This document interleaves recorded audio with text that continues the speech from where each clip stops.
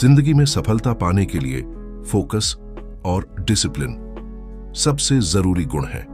अगर हम अपने चारों तरफ देखें तो पाएंगे कि हर सफल इंसान की एक खासियत होती है, वे अपने लक्ष्य पर पूरी तरह केंद्रित रहते हैं और लगातार मेहनत करते हैं। लेकिन ज्यादातर लोग सफलता की ऊंचाइयों तक नहीं पहुंच पाते क्योंकि वे धैर्य खो देते हैं, भटक जाते हैं या फिर जल्दी हार मान लेते हैं। हम में से कई लोग किसी नए काम की शुरुआत तो बड़े जोश के साथ करते हैं, लेकिन जब कठिनाइयां आती हैं तो हम जल्दी निराश हो जाते हैं और उस काम को छोड़ देते हैं। यही सबसे बड़ी समस्या है। हम रिजल्ट पर ज्यादा ध्यान देते हैं लेकिन प्रक्रिया को नजरअंदाज कर देते हैं। सैयद थॉमस एम स्टर्नर की प्रसिद्ध पुस्तक द प्रैक्टिसिंग माइंड हमें यही सिखाती है कि अगर हमें किसी भी कौशल या लक्ष्य में महारत हासिल करनी है तो हमें और रिजल्ट की चिंता छोड़कर पूरी तरह से प्रक्रिया में डूब जाना चाहिए। आज की दुनिया में सबसे बड़ी चुनौती है ध्यान भटकना। मोबाइल, सोशल मीडिया और मनोरंजन के साधनों ने हमें इतना विचलित कर दिया है कि हम किसी काम पर ज्यादा देर तक फोकस नहीं कर पाते। ये किताब बताती है कि अगर हम अपने काम को एक साधना की तरह देखें और हर दिन अपने सुधार पर ध्यान दें तो हम बिना किसी तनाव के सफलता को प्राप्त कर सकते हैं। यदि आप भी जिंदगी में कुछ बड़ा करना चाहते हैं तो इस किताब के विचारों को अपनाएं और एक नए सफर की शुरुआत करें जो न सिर्फ सफलता देगा बल्कि आंतरिक शांति और खुशी भी। Chapter 1 understanding the practising mind. Practising mind को समझना। क्या आपने कभी सोचा है कि महान संगीतकार, एथलीट, लेखक या किसी भी क्षेत्र में सफल लोग इतनी कुशलता और सहजता से अपना काम कैसे करते हैं? उनकी सफलता का राज केवल उनकी प्रतिभा नहीं बल्कि प्रैक्टिसिंग माइंड यानी निरंतर अभ्यास और धैर्यपूर्ण सोचान है। प्रैक्टिसिंग माइंड वंस का मतलब है अपने काम में पूरी तरह से डूब जाना, बिना किसी हड़बड़ी के हर छोटे छोटे कदम पर ध्यान देना, परिणाम की चिंता छोड़कर केवल प्रक्रिया का आनंद लेना। जब हम इस सोच को अपनाते हैं तो हमारा दिमाग शांत रहता है, दक्षता बढ़ती है, हम अपने लक्ष्य को आत्मविश्वास और धैर्य के साथ प्राप्त कर सकते हैं। मान लीजिए आप पियानो बजाना सीख रहे हैं। पहले दिन उंगलियां सही जगह नहीं जाती, दूसरे दिन तालमेल बैठाने में दिक्कत होती है, तीसरे दिन निराशा होने लगती है और यही वजह है कि लोग अक्सर हार मान लेते हैं। लेकिन सच्चाई यह है कि कोई भी स्किल धीरे धीरे नियमित अभ्यास से ही निखरती है। जो लोग बैन प्रक्रिया का आनंद मान लेते हैं वे हर दिन थोड़ी प्रगति करते रहते हैं और यही सोच उन्हें महान बनाती है। आज की दुनिया में ज्यादातर लोग सिर्फ रिजल्ट ओरिएंटेड हैं। वे चाहते हैं कि काम का नतीजा जल्दी मिल जाए और यही सोच उन्हें तनाव देती है। उदाहरण, अगर एक छात्र सिर्फ एग्जाम के मार्क्स की चिंता करता है और पढ़ाई के प्रोसेस का आनंद नहीं लेता तो पढ़ाई बोझ बन जाती है। इसके विपरीत जो छात्र हर दिन खुद को थोड़ा बेहतर बनाने पर ध्यान देता है वही वास्तव में सफल होता है। जब हम सिर्फ परिणाम के बारे में सोचते हैं तो हमें लगता है कि जब तक लक्ष्य नहीं मिला तब तक हम असफल हैं। यह मानसिकता हमें थका देती है और हताश कर देती है। लेकिन अगर हम प्रक्रिया पर ध्यान देना शुरू करें तो हमें दो बड़े फायदे होते हैं। 1, तनाव और हताशा कम होती है। 2, विकास तेजी से होता है। प्रैक्टिसिंग माइंड अपनाने का सबसे अच्छा तरीका है अपने दिमाग को धैर्य और अनुशासन से प्रशिक्षित करना, अपने सफर का पूरा आनंद लेना। तो अगली बार जब आप कोई नया कौशल सीखना शुरू करें तो खुद से पूछें, क्या मैं सिर्फ नतीजे के पीछे भाग रहा हूं या इस पूरी प्रक्रिया को अपनाने और आनंद लेने के लिए तैयार हूं? अगर आपका जवाब है हां, मैं प्रक्रिया को अपनाने को तैयार हूं, तो समझिए कि आप सही दिशा में बढ़ रहे हैं। Chapter 2 process versus outcome.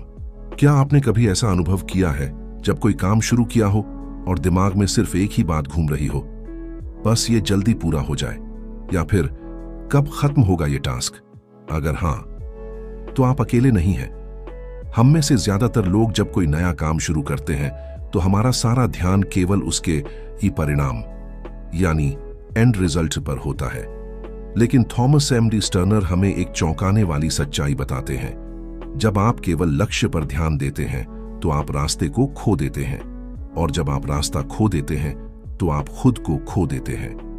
अब जरा सोचिए, आप एक पहाड़ की चोटी पर चढ़ना चाहते हैं, लेकिन रास्ता चढ़ते समय अगर आपकी नजर हर वक्त चोटी पर ही रहे और हर कदम पर आप सोचते रहें कितना बचा है, तो क्या होगा?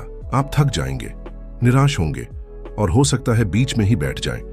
जबकि अगर आप हर कदम को, हर मोड़ को जीना शुरू कर दें, तो न सिर्फ रास्ता आसान लगेगा, बल्कि मंजिल तक पहुंचना भी खूबसूरत अनुभव बन जाएगा। नानरू कहानी।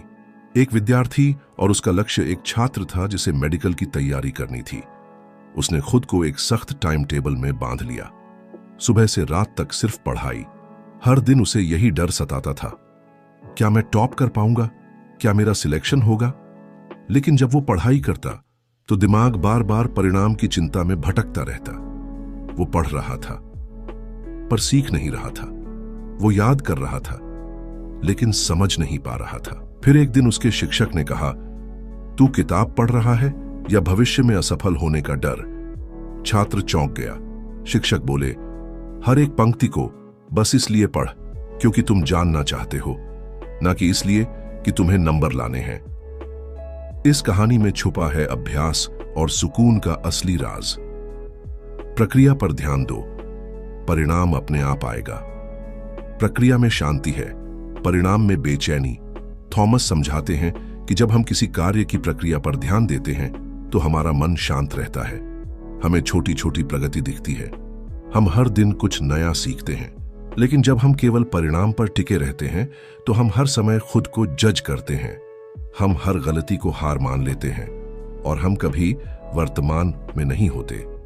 वास्तविक ध्यान, आनंद और प्रगति सब कुछ प्रक्रिया में छुपा होता है। प्रक्रिया का अभ्यास कैसे करें? थॉमस कुछ आसान तरीकों का जिक्र करते हैं जिनसे हम परिणाम की चिंता से बाहर आ सकते हैं। एक समय में एक कार्य करें। मल्टीटास्किंग केवल भ्रम है। जब आप एक ही चीज पर पूरी ऊर्जा लगाते हैं तो उसका अनुभव गहरा होता है। 2. छोटे लक्ष्य बनाइए। अगर आप किताब का 500 पन्नों वाला पाठ देखेंगे तो डर लगेगा, लेकिन अगर आज सिर्फ 5 पन्ने पढ़ने का लक्ष्य हो तो वो हल्का लगेगा और खुशी भी देगा। 3. वर्तमान क्षण में खुद को रोको। जब आपका मन आगे क्या होगा सोचने लगे तो खुद से कहें, अभी जो कर रहा हूं बस वही जरूरी है। प्रक्रिया में आनंद ढूंढना। एक बागवानी करने वाला व्यक्ति हर दिन बीज बोता है, मिट्टी तैयार करता है, पानी देता है। वो हर दिन पौधे को बड़ा होते देखता है। अगर वो सिर्फ इस सोच में डूब जाए कि कब फूल आएंगे तो शायद वो थक जाए, लेकिन अगर वो हर दिन की प्रक्रिया को प्रेम से करता है तो उसे नतीजा चाहे जब भी मिले वो हर दिन की मेहनत से संतोष पाता है। निष्कर्ष। थॉमस एम स्टर्नर कहते हैं, When you love the process, you become unstoppable। यानी जब आप प्रक्रिया से प्रेम करना सीखते हैं तो कोई भी चीज आपको रोक नहीं सकती। तो अगली बार जब आप कोई नया काम शुरू करें, पढ़ाई, फिटनेस, नई स्किल, तो बस एक ही बात याद रखें, परिणाम की चिंता छोड़िए, प्रक्रिया को गले लगाइए। अगला चैप्टर क्यों जरूरी है। अब सवाल यह है, अगर हम प्रक्रिया में मग्न हो जाएं, लेकिन अंदर से टूटे हुए हों, अगर हमारा ध्यान हर पल भटकता रहे, तो क्या हम उस प्रक्रिया में टिक पाएंगे? अगले चैप्टर में हम जानेंगे कि कैसे सेल्फ डिसिप्लिन और माइंडफुलनेस को विकसित किया जाए ताकि हम हर कार्य में गहराई से जुड़ सकें और मानसिक स्पष्टता पा सकें। तो बने रहिए, क्योंकि अगली बार हम सीखेंगे अभ्यास को लगातार जारी रखने की असली कला। बिल्कुल। अब पेश है द प्रैक्टिसिंग माइंड का chapter 3, self awareness and discipline. क्या आपने कभी ऐसा सोचा है कि मुझे रोज मेडिटेशन करना चाहिए, कल से मैं पक्का पढ़ाई शुरू कर दूंगा, या फिर अब रोज जिम जाऊंगा चाहे जो हो जाए, लेकिन कुछ दिन बाद सब फिर वैसे ही हो जाता है? क्यों होता है ऐसा? क्या हम में इच्छा शक्ति की कमी है या फिर हम उतने सक्षम नहीं हैं जितना सोचते हैं? थॉमस एम स्टर्नर इसका सीधा जवाब देते हैं, हमें न अपने ऊपर गुस्सा करना है और न ही हार माननी है। हमें सिर्फ एक चीज पर काम करना है, सेल्फ अवेयरनेस, यानी आत्म जागरूकता। आत्म जागरूकता क्या है? आत्म जागरूकता का मतलब है अपने विचारों, भावनाओं और प्रतिक्रियाओं को बिना जज किए देख पाना, जैसे कि आप खुद के ही कैमरा बन जाएं और जो भी सोच या भावना आपके अंदर आ रही है उसे चुपचाप देखें, मान लीजिए आप पढ़ाई कर रहे हैं, लेकिन मन बार बार मोबाइल की तरफ जा रहा है। आत्म जागरूक व्यक्ति वही है जो ये देख पाए, हाँ, मेरा मन भटक रहा है, लेकिन मैं खुद को जेंटली वापस काम पर ला सकता हूं। कहानी, एक वायलिन वादक की यात्रा। एक युवक था जो वायलिन सीखना चाहता था। पहले दिन उसने 3 घंटे प्रैक्टिस की और सोचा बस कुछ हफ्तों में मैं म्यूजिक कंपोज कर लूंगा। लेकिन अगले ही दिन उसका मन नहीं लगा। तीसरे दिन तो वो वायलिन को छूने तक का मन नहीं बना पाया। वो निराश हो गया, खुद से चिढ़ गया, मुझसे नहीं होगा ये सब। तभी उसके गुरु ने कहा, जब तुम वायलिन छोड़ देते हो तब तुम्हें वायलिन नहीं बल्कि अपने आप से उम्मीदें छोड़नी चाहिए थी। गुरु ने उसे सिखाया, डिसिप्लिन कोई सजा नहीं है, ये तो अपने आप से प्यार करने का तरीका है। अनुशासन की सच्ची परिभाषा थॉमस बताते हैं कि सेल्फ डिसिप्लिन का मतलब ये नहीं कि आप खुद को जबरदस्ती काम में झोंक दें, बल्कि इसका मतलब है छोटे छोटे निर्णय लेना, हर दिन और बार बार उन्हें दोहराना। जब आप हर दिन थोड़ा थोड़ा प्रयास करते हैं तो वो प्रयास धीरे धीरे आदत बन जाता है और फिर वो आदत आपके व्यक्तित्व का हिस्सा बन जाती है। माइंडफुलनेस और अनुशासन का रिश्ता, सेल्फ अवेयरनेस और सेल्फ डिसिप्लिन एक ही सिक्के के 2 पहलू हैं। जब आप माइंडफुल होते हैं, यानी वर्तमान में पूर्ण रूप से मौजूद रहते हैं, तब आप देख सकते हैं कि आपका ध्यान कब भटक रहा है और तभी आप उसे धीरे धीरे वापस अपने लक्ष्य की ओर मोड़ सकते हैं। थॉमस कहते हैं, mindfulness is the doorway through which discipline enters silently. मतलब, अगर आप हर दिन खुद को सिर्फ यह पूछ पाएं, अभी मैं क्या कर रहा हूं और क्या यह मेरी प्राथमिकता है, तो आप धीरे धीरे अनुशासन के मार्ग पर चलना शुरू कर देते हैं। खुद से कोमलता से पेश आएं। हम में से कई लोग सोचते हैं कि अनुशासन का मतलब है कठोर बनना, खुद को डांटना, खुद को जबरदस्ती काम में लगाना। लेकिन नहीं, थॉमस कहते हैं कि सेल्फ कंपैशन यानी खुद से दया से पेश आना अनुशासन को बनाए रखने में सबसे ज्यादा मदद करता है। जब आप चूक जाएं तो खुद से कहें, कोई बात नहीं, अगली बार बेहतर करूंगा, ना कि मैं हमेशा फेल होता हूं। एक प्रयोग कीजिए। आज से सिर्फ एक छोटी सी आदत लीजिए, जैसे हर सुबह 10 मिनट मेडिटेशन या हर रात 1 पन्ना पढ़ना। और हर बार जब आपका मन उसे टालने लगे तो बस खुद को देखिए और कहिए, मैं अभ्यास कर रहा हूं, मैं सीख रहा हूं, मैं हार नहीं मान रहा। यही है सेल्फ डिसिप्लिन की असली शुरुआत।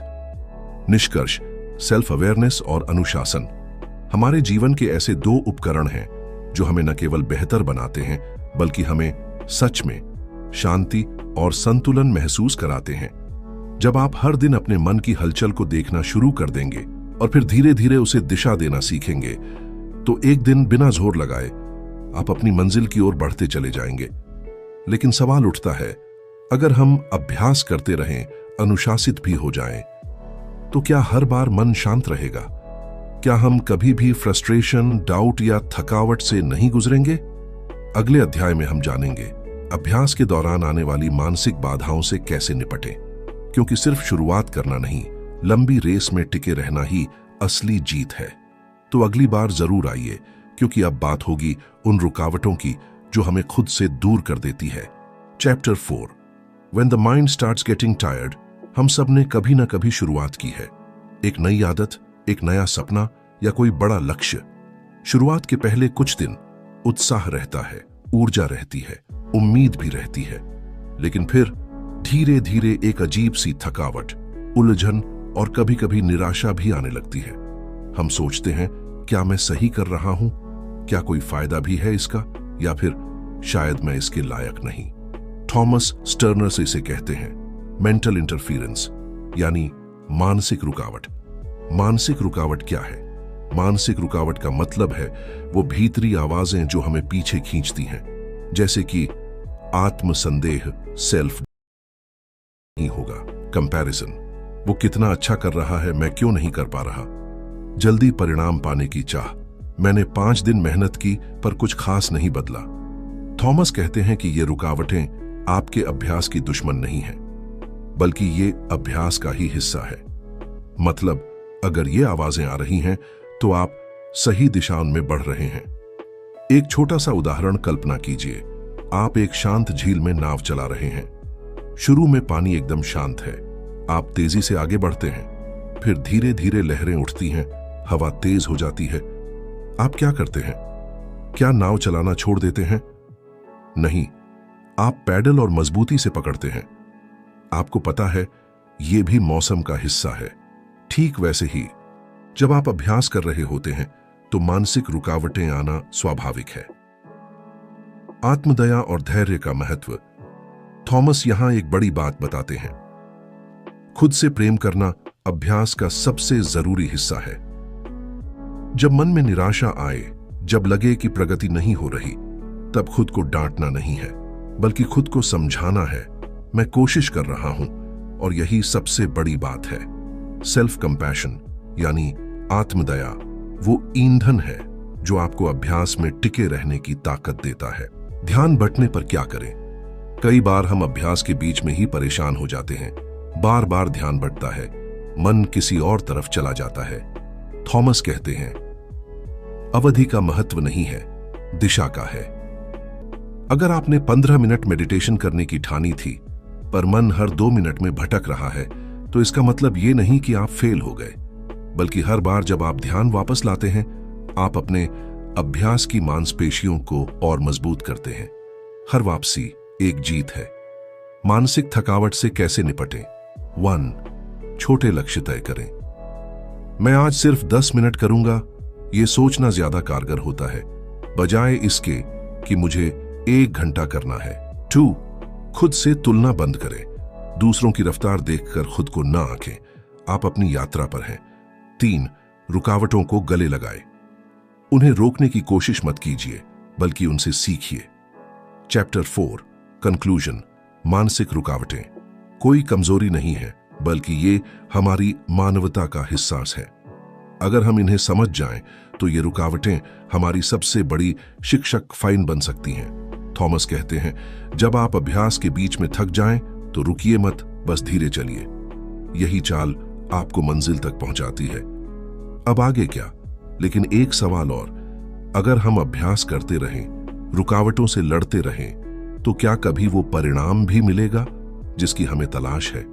क्या बिना किसी लक्ष्य के अभ्यास करना वाकई संभव है?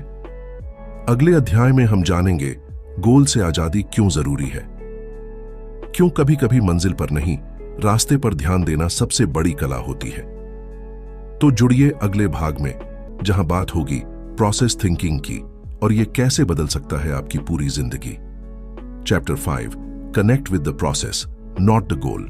Enjoy the journey, not the destination.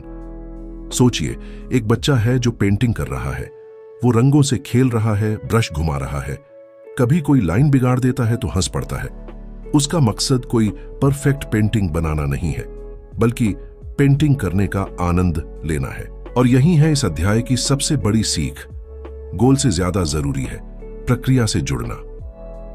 गोल का जाल। थॉमस स्टर्नर बताते हैं कि ज्यादातर लोग जब कोई लक्ष्य तय करते हैं, तो उनका सारा ध्यान बस अंतिम परिणाम फोन पर होता है।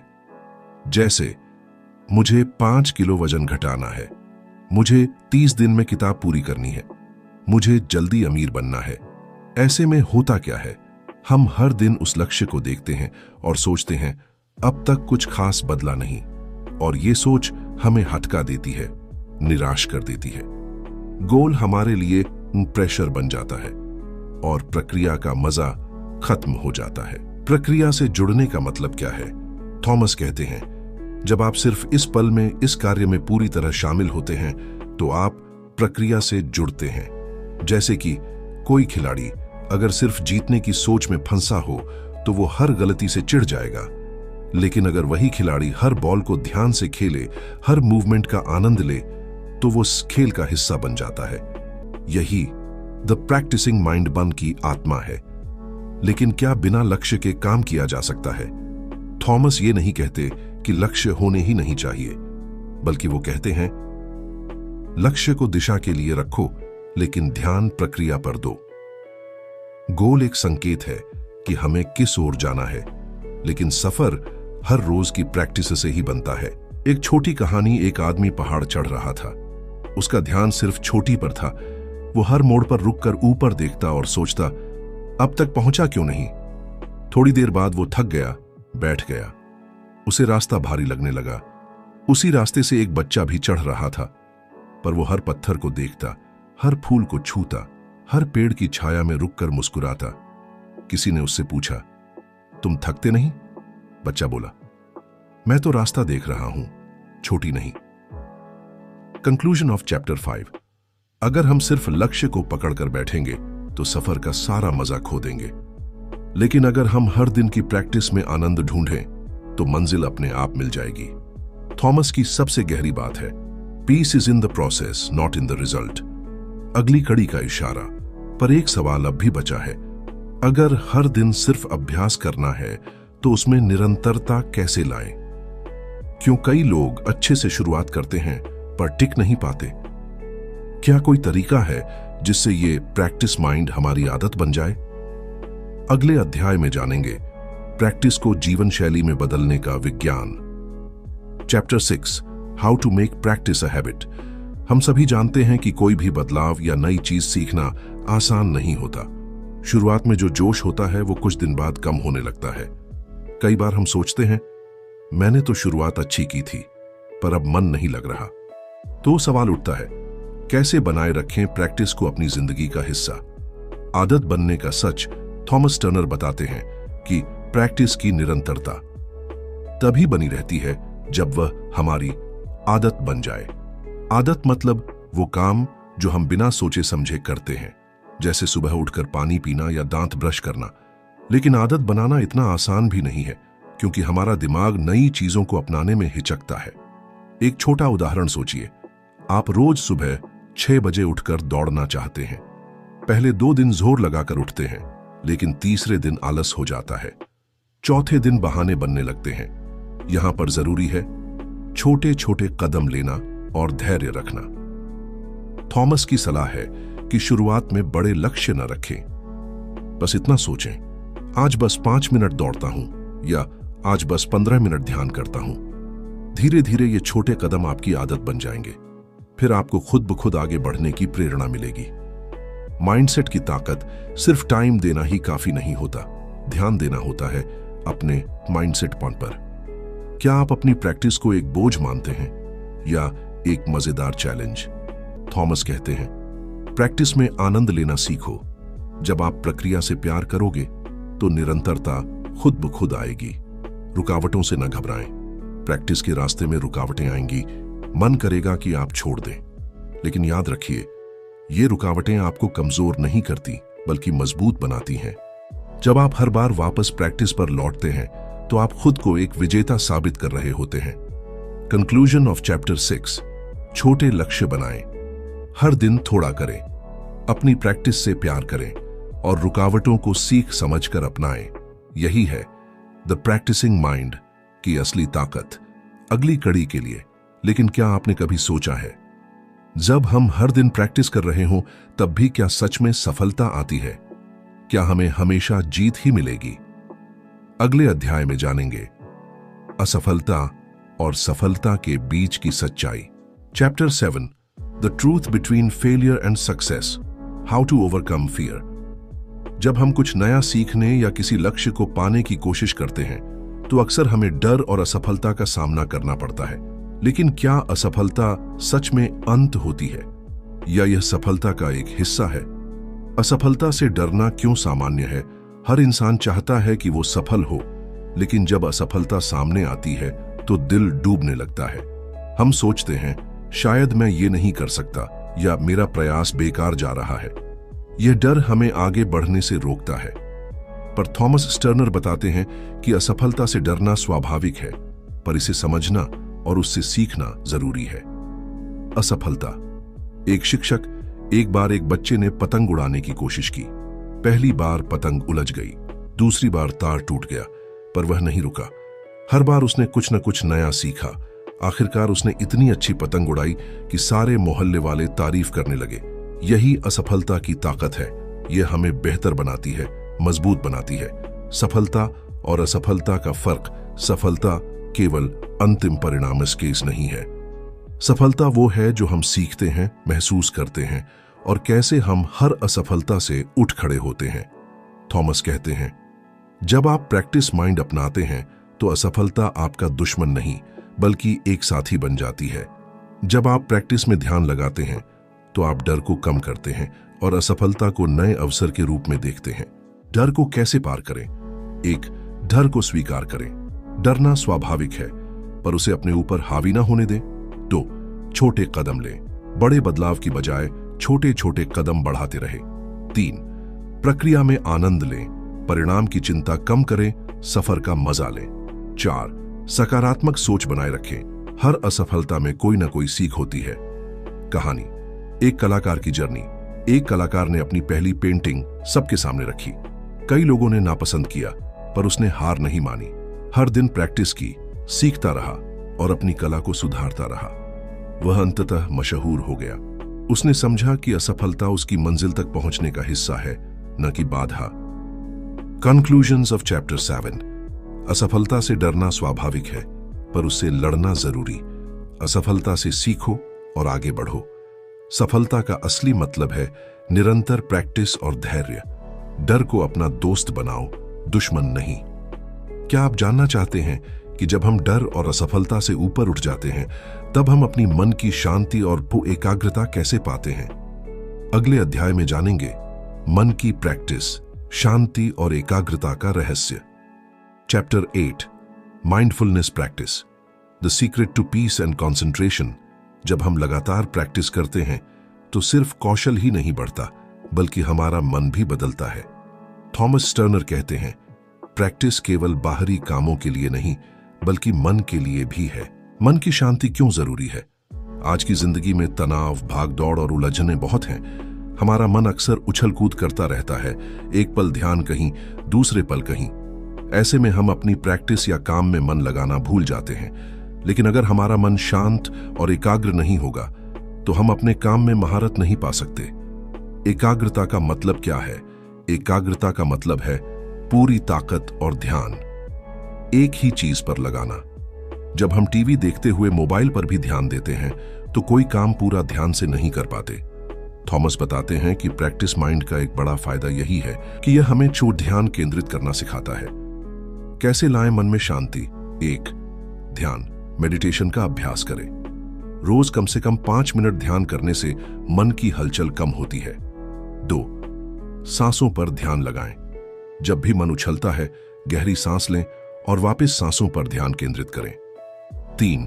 रोज एक काम पर पूरी तरह ध्यान दें। जैसे खाना खाते वक्त पूरी तरह खाने पर ध्यान देना। छोटी कहानी, एक साधु था जो हमेशा शांत और प्रसन्न रहता था। एक दिन उसके शिष्य ने पूछा, गुरुजी, आप इतने शांति से कैसे रहते हैं?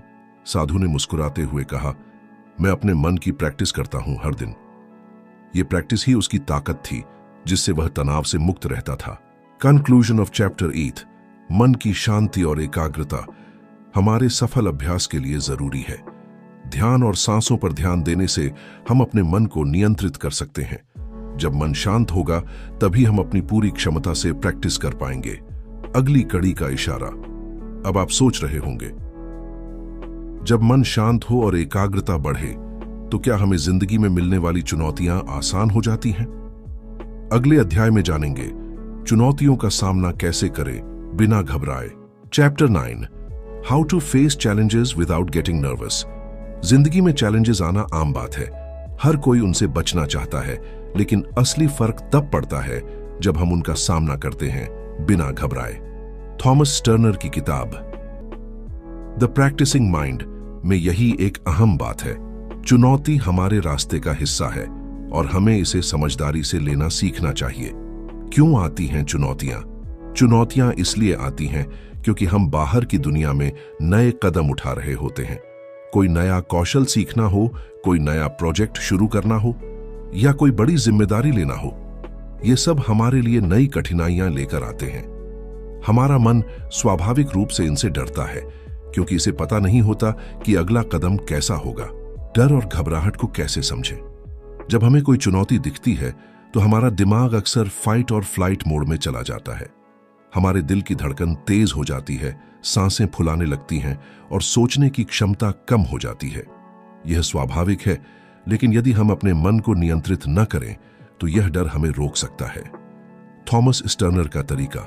थॉमस बताते हैं कि जब भी कोई चुनौती सामने आए, हमें अपने मन को तुरंत प्रैक्टिस माइंड की तरफ मोड़ना चाहिए। इसका मतलब है चुनौती को एक बड़े लक्ष्य की बजाय एक छोटे छोटे कदमों की श्रृंखला समझना।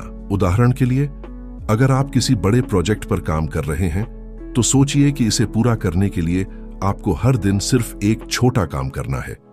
इसी छोटे छोटे कामों पर ध्यान दें, न कि पूरे प्रोजेक्ट की भारी जिम्मेदारी पर। कहानी, पर्वतारोहण की चुनौती। एक बार एक पर्वतारोही ने हिमालय की चोटी पर चढ़ने का लक्ष्य बनाया। शुरुआत में रास्ता कठिन था, ठंड बहुत थी और मुश्किलें भी बड़ी थीं। पर उसने सोचा, मुझे पूरी चोटी पर नहीं बल्कि हर कदम पर ध्यान देना है। वह हर दिन सिर्फ अगले कदम पर फोकस करता गया। उसने कभी खुद को पूरी चोटी के सामने हारा हुआ महसूस नहीं किया। आखिरकार उसने चोटी तक पहुंचकर अपने आप को साबित किया। चुनौतियों से निपटने के तरीके। 1, चुनौती को छोटे हिस्सों में बांटें, जैसे बड़ा पहाड़ छोटे छोटे कदम। 2, हर दिन एक छोटा काम करें, इससे मनोबल बना रहता है और काम आसान लगता है। 3, अपने मन को शांत रखें, घबराहट से बचने के लिए ध्यान और सांसों पर नियंत्रण जरूरी है। 4, असफलता को भी सीख मानें। हर बार जब आप ठोकर खाते हैं तो यह समझें कि आप कुछ नया सीख रहे हैं। Conclusion of chapter 9। चुनौतियां जिंदगी का हिस्सा हैं, उनसे डरना स्वाभाविक है। प्रैक्टिस माइंड की मदद से हम चुनौतियों को छोटे छोटे कदमों में बांट सकते हैं। हर दिन थोड़ा काम करते रहना और धैर्य रखना सफलता की कुंजी है। सकारात्मक सोच और मन की शांति से हम चुनौतियों का सामना कर सकते हैं। अब जब हम सीख चुके हैं कि चुनौतियों का सामना कैसे करना है, तो सवाल उठता है, हम अपनी प्रैक्टिस को लंबे समय तक कैसे बनाए रखें बिना बोर हुए। अगले अध्याय में जानेंगे प्रेरणा और धैर्य बनाए रखने के गुण। Chapter 10, qualities to stay motivated and patient. जब हम कोई नया काम शुरू करते हैं तो शुरुआत में प्रेरणा जोरदार होती है, लेकिन जैसे जैसे दिन बीतते हैं प्रेरणा कम होने लगती है और धैर्य बनाए रखना मुश्किल हो जाता है। थॉमस स्टर्नर की किताब द प्रैक्टिसिंग माइंड में इस बात पर खास जोर दिया गया है कि वो प्रेरणा और धैर्य दोनों जरूरी हैं और इन्हें बनाए रखना भी एक कला है। प्रेरणा का असली मतलब क्या है? अक्सर हम सोचते हैं कि प्रेरणा एक ऐसी चीज है जो अचानक आती है और हमें तुरंत काम पर लगाती है, लेकिन असल में प्रेरणा आती है जब हम अपने छोटे छोटे प्रयासों को समझते हैं और उनमें मजा पाते हैं। थॉमस बताते हैं, जब हम प्रैक्टिस माइंड अपनाते हैं तो हम सिर्फ लक्ष्य नहीं देखते, बल्कि हर छोटे कदम को भी खुशी के साथ करते हैं।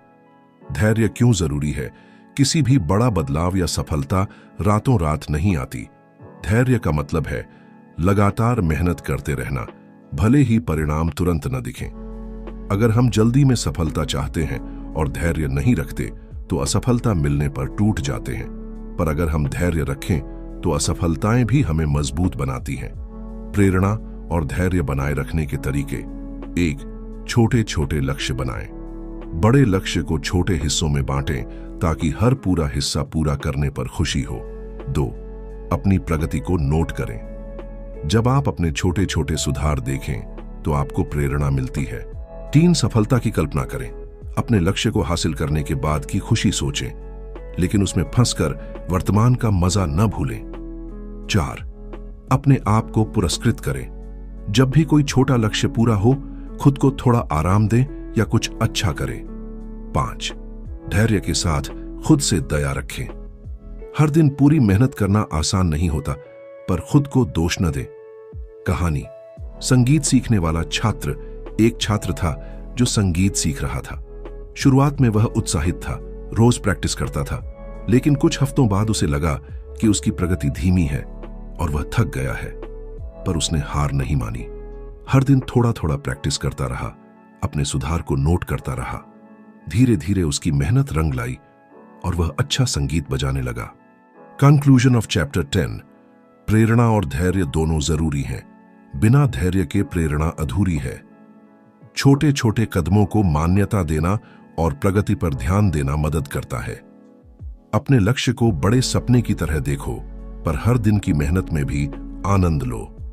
धैर्य रखें, खुद को प्रोत्साहित करते रहे और प्रैक्टिस माइंड को अपनाएं। आउटरो। तो दोस्तों, द प्रैक्टिसिंग माइंड हमें सिखाती है कि जिंदगी की रफ्तार में खो जाने के बजाय हमें ठहर कर जीना सीखना चाहिए। हर लक्ष्य तक पहुंचने का रास्ता छोटे छोटे कदमों, लगातार अभ्यास और शांत मन से होकर जाता है। अगर आप भी चाहते हैं कि आपकी जिंदगी में फोकस, शांति और स्थिरता आए, तो ये किताब आपके लिए एक खजाना है। इस पूरी सीरीज को शुरू से देखिए। हर चैप्टर में एक नई सीख है, एक नई दिशा है। अगर ये वीडियो आपको पसंद आया हो तो मत लाइक जरूर कीजिए, अपने दोस्तों के साथ शेयर कीजिए और सबसे जरूरी बात, चैनल को सब्सक्राइब करना ना भूलें ताकि अगली वीडियो आपसे मिस ना हो। और हाँ, अगर आप इस किताब को खुद पढ़ना चाहते हैं तो उसका लिंक नीचे डिस्क्रिप्शन में दिया गया है। वहां से आप इसे खरीद सकते हैं और अपनी लाइब्रेरी में एक असली रत्न जोड़ सकते हैं। मिलते हैं अगली वीडियो में एक नई किताब, एक नई सोच के साथ। तब तक के लिए सचेत रहिए, अभ्यास करते रहिए और सीखते रहिए।